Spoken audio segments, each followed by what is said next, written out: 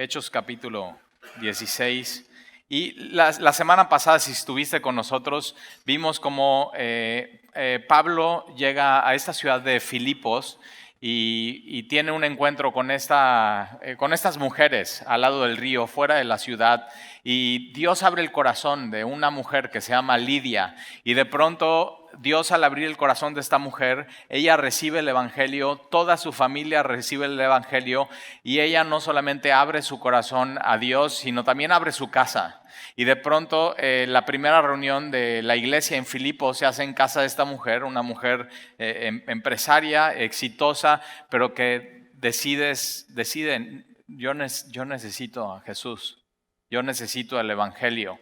Y después vimos también que Pablo, saliendo a la oración, hay una muchacha que está siendo esclavizada por unos hombres que son sus amos y que les deja mucho dinero a ellos. Y Pablo se cansa y dice, el espíritu de adivinación, simplemente déjala, y esta muchacha se hace libre, y estos hombres pues no les conviene eso que sucede y hacen un alboroto. Dos cosas que pasan cuando llega Pablo a una ciudad.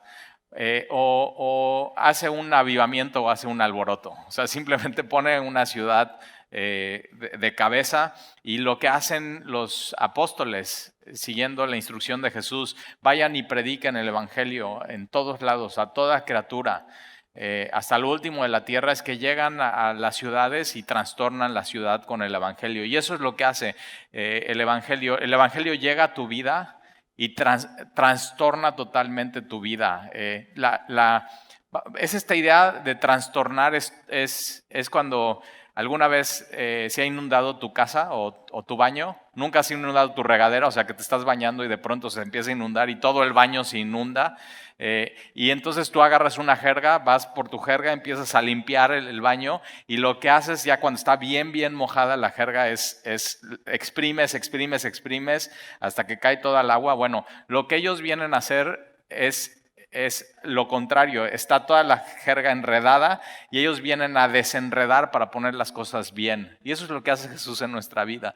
Está todo mal, y viene a cambiar nuestra vida positivamente hablando, y nos cambia. Y es un poco lo que vamos a ver. Vamos a ver una foto también aquí del evangelio, y lo que hacen es que los mandan a azotar a Pablo y a Silas.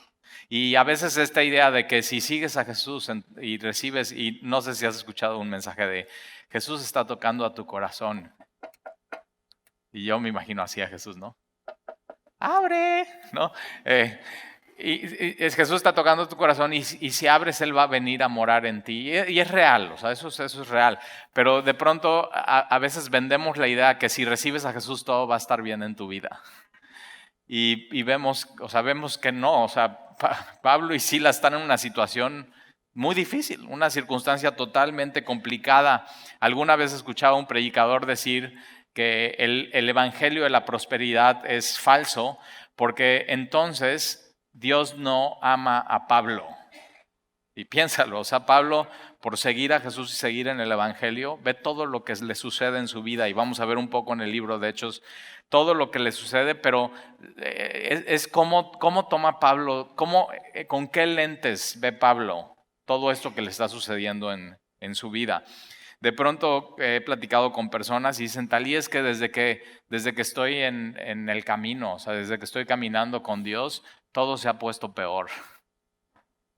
Y yo nada más me le quedo viendo y digo, qué buenas noticias. Y dice, o sea, ¿cómo? O sea, ¿de veras acabas de decir eso? Y digo, sí, la verdad son buenas noticias, porque mira, todo esto te estaría ocurriendo sin Jesús. Y ahora tienes a Jesús. Y la vida es difícil. Jesús dice, en este mundo tendrás tribulación, pero confía, yo he vencido al mundo.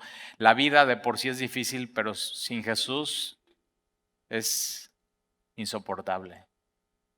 Con Jesús vamos, y nada nos puede separar de su amor, y Él está con nosotros, y entonces Él nos sostiene. Y vamos a ver lo que sucede aquí. Golpean a Pablo y a Silas, los azotan. Esta palabra azotar es como lo que hicieron a Jesús, que lo ponen y lo amarran a un póster. Esta es una colonia romana, y estos son soldados romanos que no tienen misericordia, y si los mandan a azotar son azotes. No sé si te acuerdes cuando yo iba en la secundaria y en la prepa, a lo que más le tenías que tener temor en México, o sea, era la policía judicial, es la verdad. O sea, ¿te acuerdas de la policía judicial? Ya no existe, ¿ok? Pero venían en estos coches blancos con tumbaburros, vidrios polarizados, y siempre mi papá y mi mamá me decían, cuando veas un coche de esos, o sea, simplemente aléjate. O sea, no les eches bronca, déjalos pasar, o sea, o sea, persínate, ¿no? Casi, casi. Pero estos son peores. O sea, los judiciales tenían esta mala fama de que el tehuacanazo, ¿no?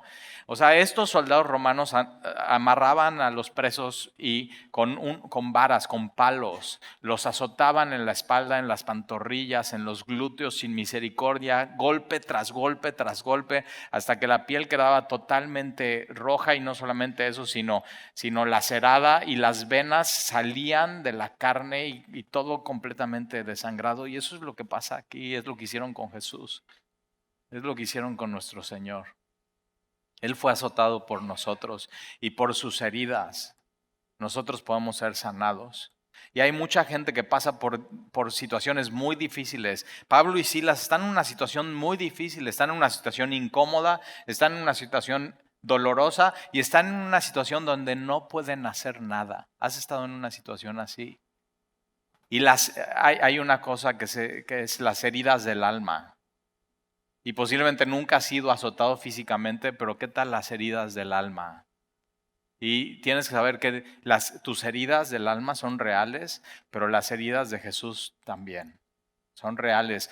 La diferencia entre tus heridas y las heridas de Jesús es que las heridas de Jesús sanan tu vida, sanan tu corazón. Y por eso confiamos completamente en Él.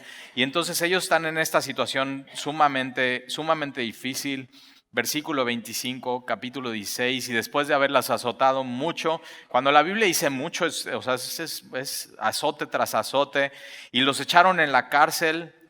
Estos son, en este tiempo se usaban no cárceles como, o sea, Atlacholoaya y todas estas cárceles de hoy en México, o sea, son como un oasis. O sea, estas cárceles eran como calabozos, entonces tenían un primer nivel donde estaban los carceleros, y muchas veces ahí vivían, o en una casa al lado, y después había un hoyo en el piso donde había un piso subterráneo, y ahí era como la recepción de la cárcel, y más abajo estaban todos los presos, completamente húmedo, sin ninguna ventana, sin entrar nada de aire, nada de luz, nada, no, estaban completamente aislados. O sea, terrible. No, o sea, hoy tenemos toda esta onda de derechos humanos, en esa época no había eso. Y esa es la época donde, o sea, la iglesia florece. Una época difícil.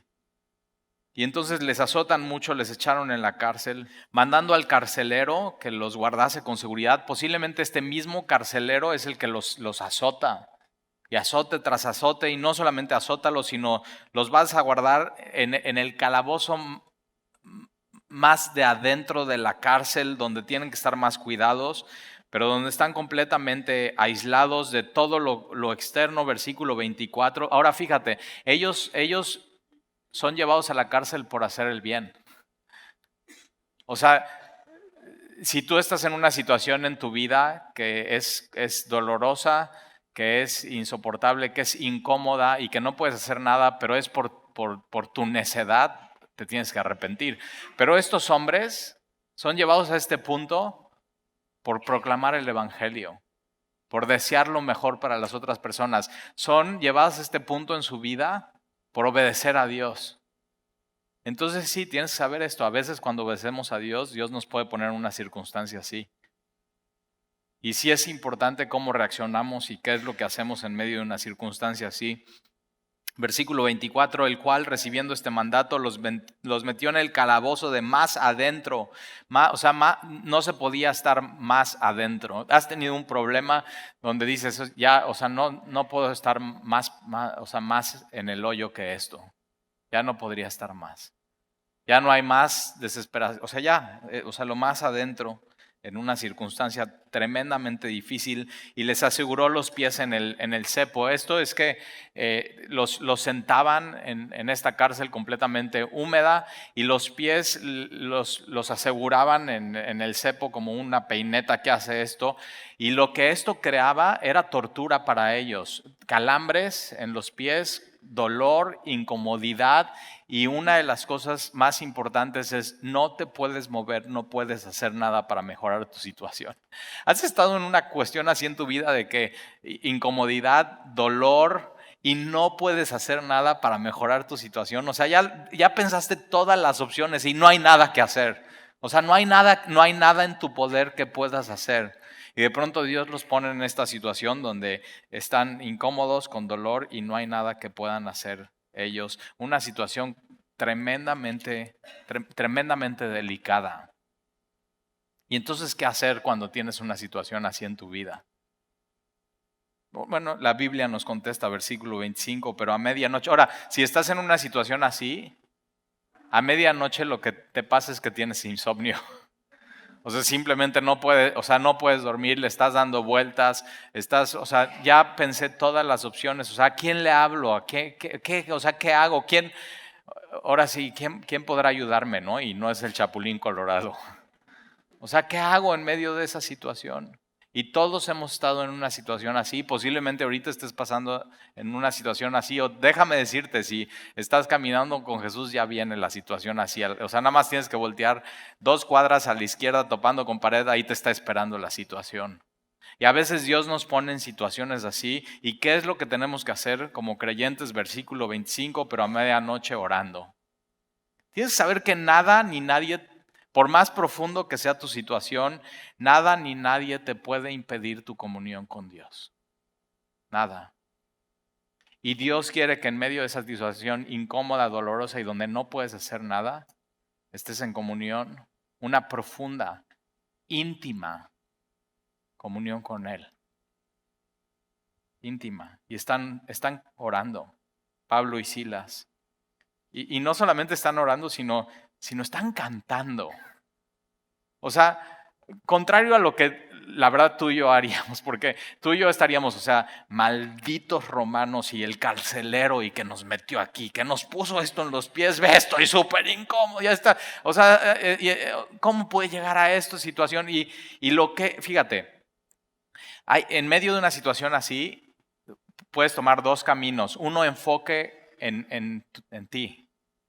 O sea, estoy súper incómodo, o sea, ve qué dolor, ve estos calambres, o sea, ¿cómo puedo estar en esta situación y no puedo hacer nada? Y entonces pones tu enfoque en ti y eres la víctima, o como ellos ponen su enfoque en Dios. Ponen su enfoque en Dios. Y en medio de, así, en el calabozo más adentro, ellos están poniendo su enfoque en el Señor. Y entonces están orando y están cantando. Están cantando himnos a Dios, himnos, salmos. Y es una buena cosa que hacer cuando estés con dolor, incómodo, puede ser dolor del alma. Y completamente en una situación incómoda. Que tú no te hayas metido ahí, sino simplemente Dios permitió que estuvieras ahí y que no haya nada que hacer, puedes hacer eso, orar y cantar. Pero para el mundo esto sería locura. Yo tuve una experiencia con una familia, no aquí en Veracruz, pero que sus hijos estaban conmigo en el grupo de jóvenes y era una familia muy amada de la iglesia, participaban, estaban sirviendo, Dios les había cambiado la vida, el evangelio había impactado su familia, a todos los de su familia y a él los secuestran. Y nos ponemos a orar como iglesia y Dios de alguna manera empieza a usar la iglesia como para tener contacto con las autoridades. Yo estuve con uno de policía de Cuernavaca, con la familia, platicando, o sea, qué estrategia van a usar para hablar con los secuestradores. O sea, un tema súper delicado, súper doloroso, súper incómodo y que no hay nada que hacer. O sea, no hay nada que hacer. No había nada que hacer más que, Señor, ¿qué vas a hacer? Y después de varias semanas o sea, una dificultad muy fuerte, mataron a él. Y era papá, era esposo y era nuestro hermano en Cristo y fue muy doloroso para nosotros como iglesia. Y entonces organizamos el funeral y mucha gente de la iglesia fue y estaba sentada en la parte de adelante de su esposa con todos sus hijos. Y, muy, muy doloroso, muy doloroso. Y cuando pasa el líder de alabanza, se pone su guitarra y da el primer acorde en su guitarra. Todos están así esperando, que cuando nos va a invitar el pastor a decir, vamos a ponernos de pie, no. Pero da el primer acorde, yo estoy en la parte de atrás y lo que veo es esta mujer levantándose y alzar las manos.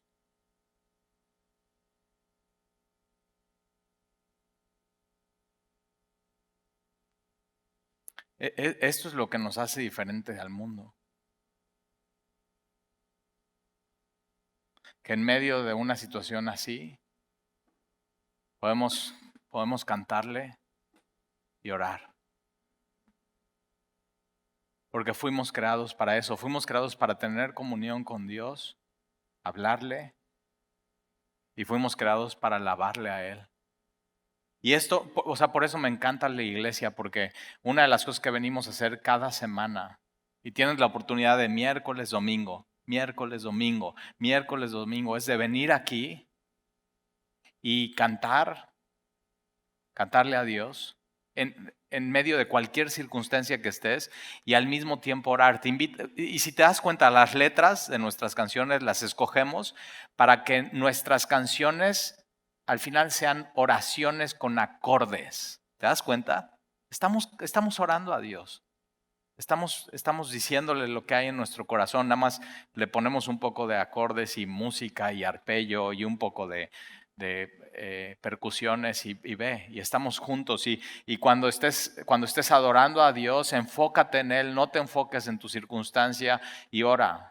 En medio de cantar, ora a Dios y derrama tu corazón a Él.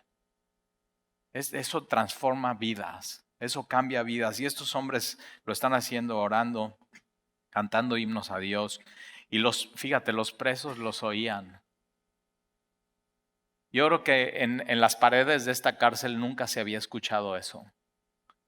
Y de pronto se escucha eso. Y tienes que saber que en medio de tu circunstancia, en medio de tu dolor, en medio de tu incomodidad y en medio de que no puedes hacer nada, gente te está observando y gente te está escuchando. Y ahí es donde se dan cuenta si amamos a Dios. Y nada nos puede separar de nuestra comunión con Él. Y nada nos puede separar de su amor. Y nada, ni nadie nos puede quitar nuestro enfoque en Él. Estamos completamente enfocados en Él. Por eso la adoración en Semilla no está centrada en nosotros, está centrada en Él. Está completamente centrada en Él. Y los presos los oían. Te están viendo y te están oyendo. Porque cuando tu vida está bien, todo en victoria. Pues es muy fácil tener gozo y tener paz, pero ¿qué tal cuando se complican las cosas? Y la gente pone mucha atención cuando se complican las cosas en la vida de un creyente. Y versículo 26, entonces sobrevino de repente un gran terremoto. Y versículo 26 es una foto del Evangelio. Si pudieras tomar una foto de lo que significa el Evangelio, el impacto en la vida de alguien, esta es la foto del Evangelio. Entonces sobrevino de repente Jesús viene a tu vida, ¿sí o no? Cuando menos lo esperas, ¡pah!, te alcanza, te toca, volteas, entiendes, escuchas, te perdona, te lava, te limpia y decides caminar con Él. Decides, Señor, te quiero conocer. De repente un gran terremoto y de tal manera que los cimientos de la cárcel se sacudían. Y es un milagro y el Evangelio lo que hace en nosotros es un milagro, pero aquí es algo que todo mueve en la cárcel y los cimientos, y el Evangelio lo que hace cuando viene a tu vida es que sacude todo por completo y lo desacomoda, pero realmente no lo desacomoda, sino lo empieza a acomodar. Es el mundo al revés. Y los cimientos, las columnas en tu vida que sostenían tu vida, ya no son esas, sino Dios empieza a poner nuevos cimientos, un nuevo fundamento, Jesucristo. Todo empieza a cambiar en tu vida cuando recibes el Evangelio. Y al instante se abrieron todas las puertas y te das cuenta de eso. Dios te hace libre. Estás en una cárcel y Dios te hace libre y las cadenas de todos se soltaron.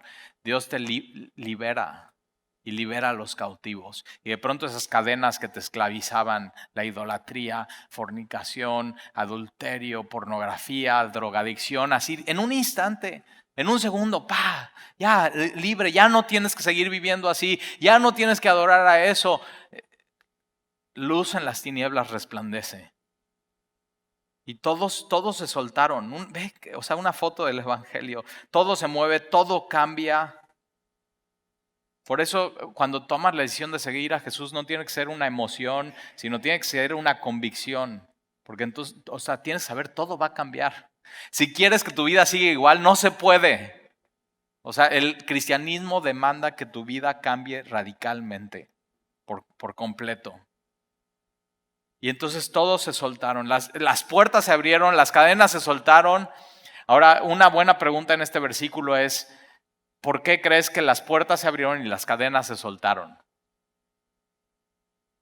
Y una respuesta podría decir, pues ya Jesús los quiere sacar de la cárcel.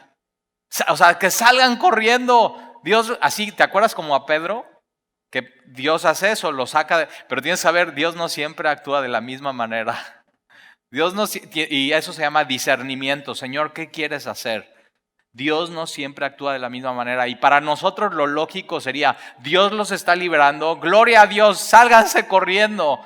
Pero a veces Dios actúa contra nuestra lógica, contra nuestro sentido común. Nuestro sentido común no es el sentido de Dios. Dios obra a veces de manera única, sobrenatural, es cosas que ni siquiera hubieras pensado. Por eso tienes que estar bien atento a lo que Él quiere hacer, a lo que Él está haciendo en tu vida, porque versículo 27, despertando el carcelero, y típico, ¿no? El carcelero se duerme, como el velador, el veladuermes. ¿Qué haces dormido? ¿Qué haces? Cuando más te necesitan, ahí estás dormido. Y entonces, ¿cómo crees que se despierta el carcelero? Con el terremoto. ¿Quién crees que lo está despertando? Dios. Dios tiene un propósito para cada cosa. Y puedes decir tal y bueno, y tembló nada más ahí, en la cárcel o en todo Filipo. Y digo, ya ahí te vas persiguiendo el conejo. Fíjate lo que Dios está queriendo decir en eso. Y despertando el carcelero y viendo abiertas las puertas de la cárcel, está diciendo, ya se me escaparon todos. Él también piensa, ya se escaparon todos, tú hubieras pensado, escápense. Y entonces despertando el carcelero, abiertas las puertas de la cárcel, sacó la espada, se iba a matar. ¿Por qué? Porque era una colonia romana y si a un carcelero se le escapaba un preso, era pena de muerte. Él sabía, mejor me mato ahorita ¿para qué? Para que me maten ellos, mejor me mato ahora. Ya, pierde toda la esperanza. Pierde toda la esperanza, se quiere suicidar.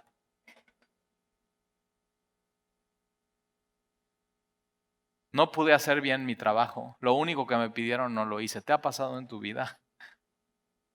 Soy un fracaso.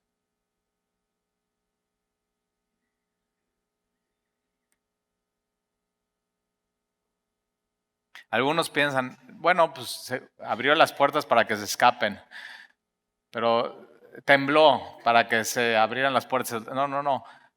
Mira, Dios no hizo esto para que se escaparan, sino Dios lo hizo porque sabía que este carcelero había perdido ya la esperanza en su vida. Y manda a Pablo al lugar adecuado. Este es Dios. Jesús vino a este mundo a salvar lo que se había perdido. A dar esperanza al que no tiene esperanza. A dar vida plena y abundante al que piensa que su vida ya no vale nada.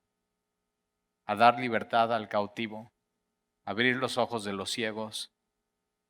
A levantar a los cojos. y se iba a matar, pensando que los presos habían huido. Versículo 28, más Pablo clamó a gran voz diciendo, no. Ahora, acuérdate, está oscuro y Pablo hubiera podido decir, shh, ya se va a matar. Ahorita que se maten, huimos.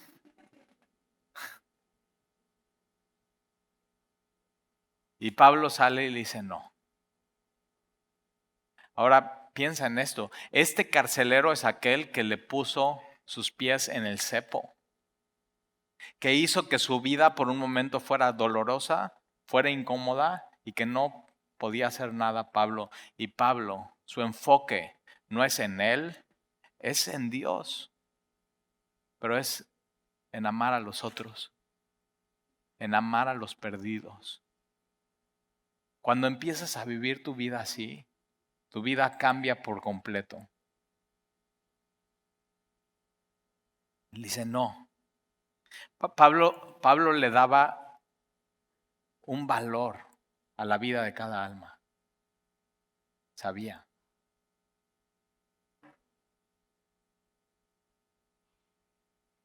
No te hagas ningún mal, pues todos estamos aquí. Y él, el carcelero, entonces pidiendo luz. Me encanta esta palabra, pidiendo luz. Y alguien que no está en Jesús, su alma está gritando eso. O sea, estoy en tinieblas, estoy desesperado, estoy a punto de quitarme la vida, necesito luz. Y Jesús dice por otro lado, ustedes, tú, son la luz. Y hay gente allá afuera que está desesperada pidiendo luz. Y Jesús te dice, tú eres la luz. Y entonces está pidiendo luz.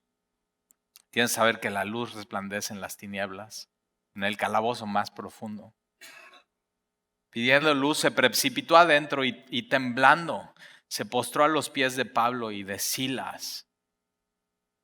Y sacándolos les dijo, señores, ¿qué debo hacer para ser salvo? Ahora, este carcelero, como mucha gente hoy, piensa que hay que hacer algo para ser salvo. Hay que hacer algo. ¿Qué? Pues cosas, algo. Necesito hacer algo, necesito hacer buenas obras, necesito ser buena persona, necesito ayudar a alguien, necesito ir a la iglesia, necesito tomar los sacramentos, necesito hacer cosas. Pero el Evangelio enseña completamente diferente. Pero fíjate, Pablo y Silas llevan predicando semana tras semana el mismo mensaje del Evangelio. Y el mensaje del Evangelio y el mensaje de la Biblia, el mensaje esencial es necesitas ser salvo.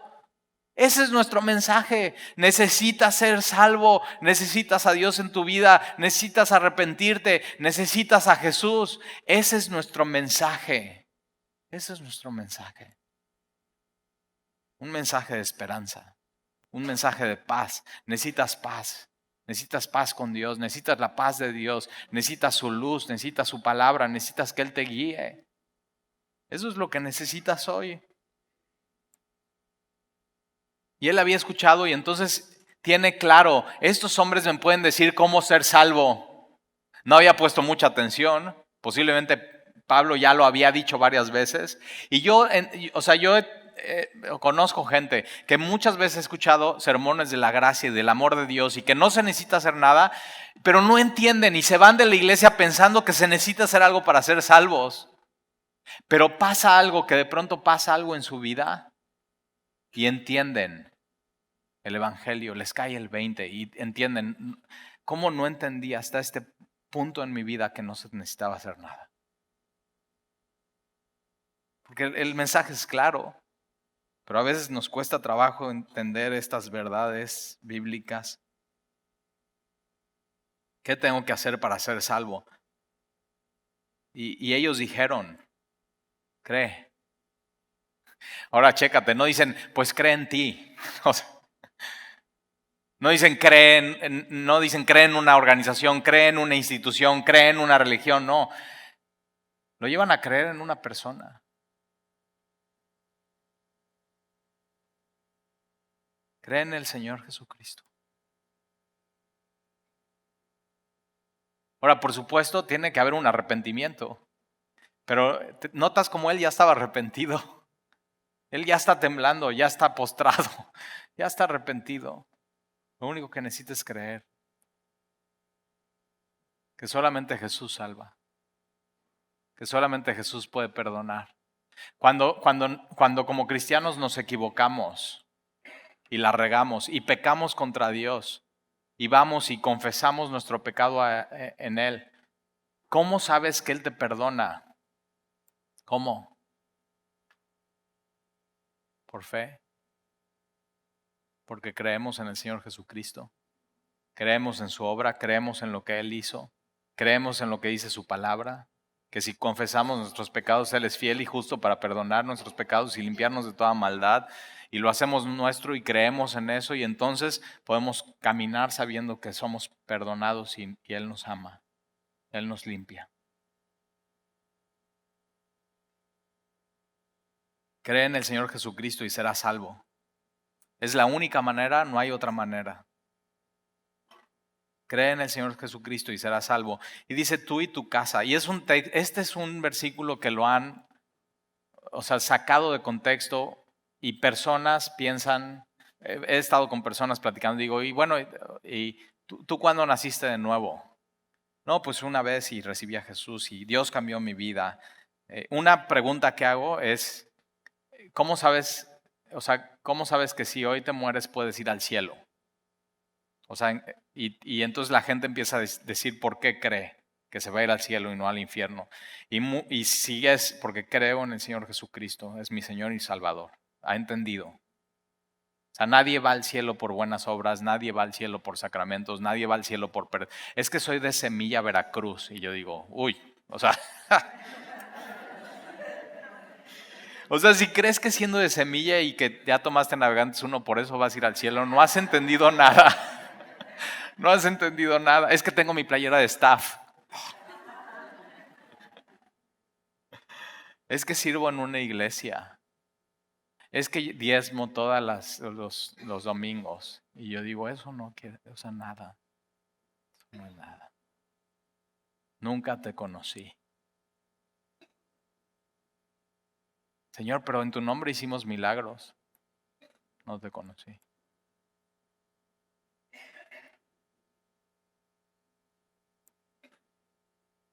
Un texto sacado de contexto, porque he platicado con gente y digo, y entonces tú eres, naciste de nuevo, sí, y tu familia, y dicen, bueno, mi esposo y mis hijos no. Pero Dios ya me dijo que si creo en el Señor Jesucristo, yo y mi casa seremos salvos. Todos son salvos. Y yo digo, no has entendido este versículo. Este versículo te ha estorbado porque la salvación es totalmente personal.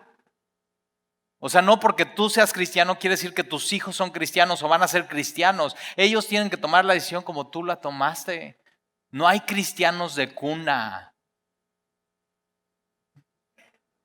Mira el versículo, dice, serás salvo tú. No dice serán. No dice serán salvos. Cree en el Señor Jesucristo y serán salvos tú y tu casa. No, cree en el Señor Jesucristo y serás salvo. Y después hay una coma, muy importante, gramática, por eso no pusiste atención. Entonces, cree en el Señor Jesucristo y serás salvo, coma. Tu hijo va a creer en el Señor Jesucristo y si cree, será salvo. Y tu esposo, si cree en el Señor Jesucristo, es salvo. Y tu hija, si cree en el Señor Jesucristo, es salvo. Y tu prima, y tu tía. No es 1, 2, 3 por mí, todos mis amigos. ¿Por qué? Porque si crees eso, dejas de orar por ellos. Si crees eso, dejas de enseñarles el evangelio. Te estás engañando a ti mismo y lo estás engañando a ellos. Y lo peor que puedes hacer es engañar a alguien diciéndole que es salvo cuando no ha nacido de nuevo. Le estás diciendo una mentira. Tienen que ser salvos. Ahora es Padre, Señor, salva a mi familia como a mí me salvaste, sálvalos, Señor. Y tienes que orar por tus hijos pequeños, Señor, a muy temprana edad, sálvalos, Señor. Ellos tienen que tomar su decisión y serán salvos tú y tu casa. Versículo 32. y le hablaron la palabra del Señor. Me encanta eso. Le hablaron la palabra del Señor. A él y a todos los que estaban en su casa. Entonces fíjate, de la cárcel, Pablo y Silas hacen una reunión como de una iglesia. Y donde no había esperanza, Dios lleva esperanza y lleva su palabra.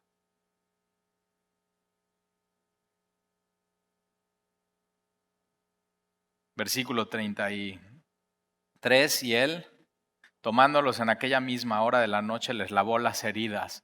Aquel mismo que les había hecho las heridas, les está lavando las heridas, y en esos tiempos no hay como hoy garrafones de agua, ni hay agua por ductos, ni nada, ¿no? O sea, no es de que hoy vas y abres el agua y ya, pero o sea, había como tinas grandes de agua, y ahí guardaban el agua, y entonces el carcelero está lavándole las heridas a Pablo y a Silas, y enseguida se bautizó. El mismo lugar y la misma agua. O sea, está así lavando, y Pablo, o sea, le está dando un discipulado express. Y le está diciendo, mira, lo que sigue en tu vida después de creer es bautizarte. ¿Y cómo es eso del bautismo? Sí, bueno, es bautismo, es sumergión, te tienes que sumergir en el agua y está agua. ¿Y por qué no ahora? ¿Por qué no ahora? ¿Por qué no ya? ¿Qué esperas? Y ahí mismo se bautiza. Él con todos los suyos, todos los que creyeron. Todos los que creyeron. Te das cuenta, en un capítulo, 2 bautizos, el de Lidia y el del carcelero. 2 vidas totalmente diferentes, ¿eh? Lidia completamente exitosa, empresaria, no está en una situación incómoda ni dolorosa. Y este hombre, en una situación de desesperanza y a punto de suicidarse, mismo evangelio, mismo Salvador, mismo mensaje. Versículo 34, y llevándolos a su casa, les puso la mesa y se regocijó. El efecto del evangelio en la vida de alguien es eso, de pasar de desesperanza a esperanza, de pasar de una tristeza profunda a gozo. Gozo inefable, gozo que no se puede explicar, gozo de saber que Dios te ama, que Dios te ha perdonado, que eres suyo, que Él es tuyo. Gozo. Y se regocijó con toda la casa de haber creído a Dios. Fíjate, cree en el Señor Jesucristo y serás salvo. Y el carcelero decide, yo no solamente creo en Dios, sino le voy a creer a Dios. ¿Notas que dice creído a Dios? Hay mucha gente que tú vas por la calle y le dices, oye, ¿tú crees en Dios? Ah, sí, claro que creo en Dios. O sea, ¿quién no va a creer en Dios? Claro que creo en Dios. Pero pregúntales, ¿le crees a Dios? Porque Dios ha hablado en su palabra. ¿Sabes lo que ha dicho y le has creído? Es muy diferente creer en Dios, que existe y que hay, que creerle a Él. Y lo que Dios nos ha llamado a hacer como cristianos es creerle a Él.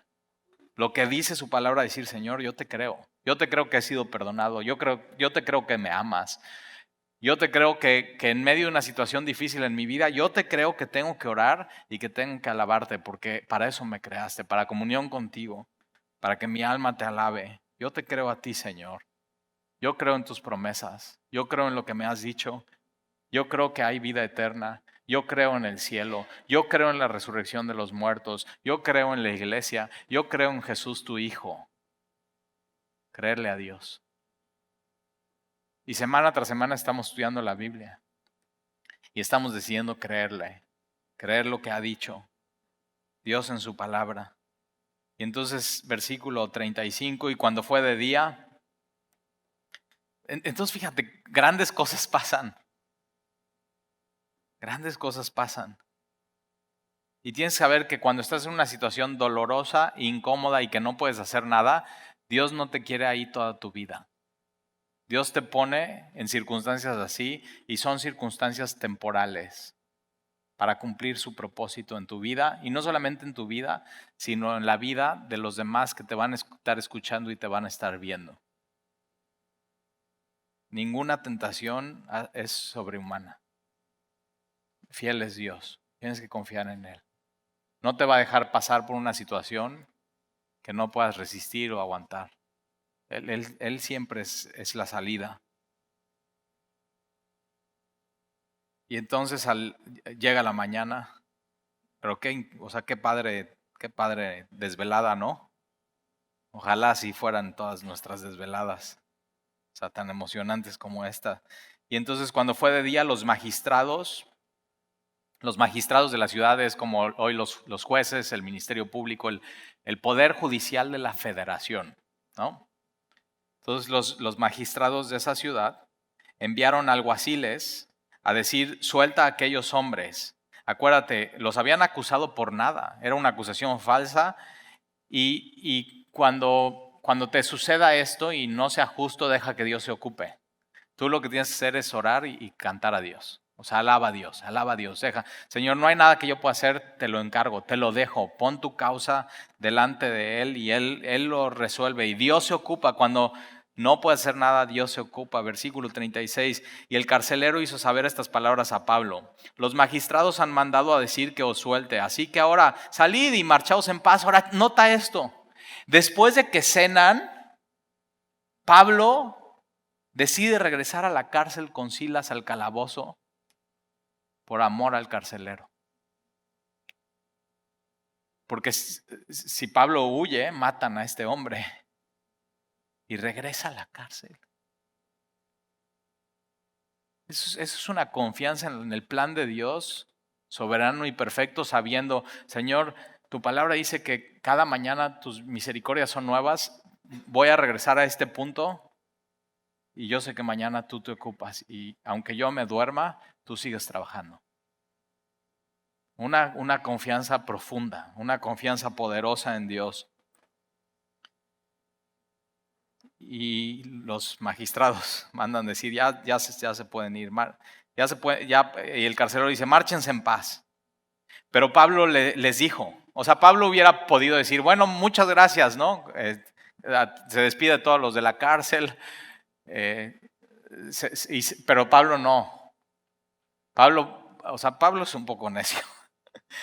Y Pablo les dijo, después de azotarnos públicamente, sin sentencia judicial, siendo ciudadanos romanos, nos echaron en la cárcel y ahora nos echan de la cárcel encubiertamente. O sea, ¿quieren que salgamos sin que nadie se dé cuenta de la injusticia que ustedes acaban de hacer? Dice, pues no. Ahora, ¿por qué hace Pablo esto? Bueno, porque él quiere salir, si va a salir de la cárcel, va a salir de Filipos, quiere salir bien. O sea, que todos sepan, esto fue una injusticia. Nosotros no hicimos un alboroto, dejando un testimonio.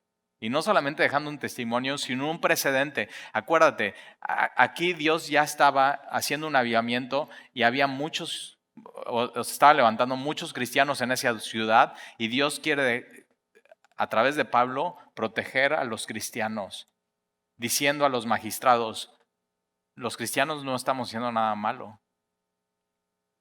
O sea, cuidado con ir con los cristianos, los está protegiendo. O sea, Dios está sustentando a su iglesia y dice, no. Por cierto, si no vengan ellos mismos a sacarnos. ¿En serio? O sea, los jueces, los meros de la ciudad, no, pues aquí no me voy. O sea, abra la puerta, pero no me voy. Que vengan los jueces a sacarnos, porque esto fue una injusticia y queremos dejar un precedente. No pueden ir contra los cristianos. O sea, un amor profundo de Dios por su iglesia, ¿te das cuenta? Y los alguaciles hicieron saber estas palabras a los magistrados, a los jueces, a los meros, y los cuales tuvieron miedo al oír que eran romanos, porque un ciudadano romano no podía ser azotado sin un juicio. Y entonces, o sea, dicen, no, pues ya nos cacharon, o sea, ¿qué onda? Y ellos querían que se fueran por la parte de atrás y que no hubiera fotos ni nada, o sea. versículo 39, y viniendo, les rogaron los jueces y sacándolos les pidieron que salieran de la ciudad. Pero entonces Pablo ya sale por la puerta delantera con una ceremonia. Son gente importante y seguramente el del periódico de Filipos está, ¿no? Y ya Pablo, quien plantó la iglesia en Filipos, está en primera plana junto con los magistrados y Dios está diciendo a todos estos alborotadores, no se metan con mis hijos. Dios tiene sus maneras. Tienes que confiar en Él. No se metan con ellos. Pero le piden a Pablo, Pablo, ¿puedes salir de la ciudad? O sea, y cada vez que va de ciudad a ciudad, Pablo, Dios lo está empujando. Ya, sí. O sea, Pablo si hubiera quedado ahí, ve su corazón. Y Dios dice, a la siguiente ciudad vas a ir a Tesalónica. Sí, síguele. Pero ya dejó la iglesia. Lidia, esta muchacha, el carcelero con su familia. Entonces ya por lo menos pueden ser más de 10, 15 empezando la iglesia. Y el texto da a entender que se queda Timoteo y Lucas por un tiempo y después ya encuentran a Pablo más adelante. Pero entonces dice, sal de la ciudad, versículo 40, entonces saliendo de la cárcel, entraron en casa de Lidia y habiendo visto a los hermanos, o sea, ve ya qué increíble los hermanos. No había nadie y de pronto ya estamos.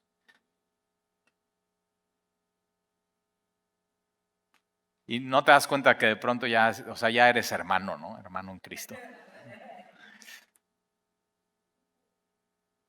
Y de pronto te encuentras a otros que son hermanos y que nunca te hubieras imaginado que ellos son. Y dices, y entonces puedes voltear y decir, oye, sí somos varios. Hemos creído a Dios y hemos creído en Él. Y vamos a seguir. Y los consolaron. Mira quién consuela a quién. O sea, llega Pablo y Silas, que han sido azotados y pasan un día en la cárcel, y llega Pablo y Silas y en vez de que los consuelen a ellos consuelan. Y a veces Dios nos permite estar en lugares dolorosos, en lugares incómodos y lugares donde no podemos hacer nada. Dios obra ahí, nos saca de esa situación y llegamos con nuestros hermanos en Cristo y a través de lo que vivimos y el consuelo que recibimos de Dios podemos consolar y animar a otros. Ánimo. Y no lo dices como teoría, lo dices en la práctica. Y entonces ellos animan y los consuelan y se fueron. Entonces, ¿qué hacer en una situación así en tu vida? Ora y al mismo tiempo de orar, alaba a Dios y canta. Y muy importante, confía.